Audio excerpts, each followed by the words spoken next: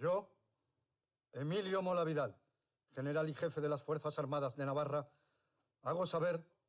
que dado que la España de hoy ofrece un espectáculo de miseria, sangre y dolor, como jamás ha conocido su historia, el ejército, fiel a su consigna de derramar su sangre por la patria, extiende hoy su brazo armado para salvar una España llevada al borde del abismo por un enemigo que intentaba teñir para siempre las aguas de nuestros ríos con el carmín glorioso de la sangre española. Una vez más, el ejército,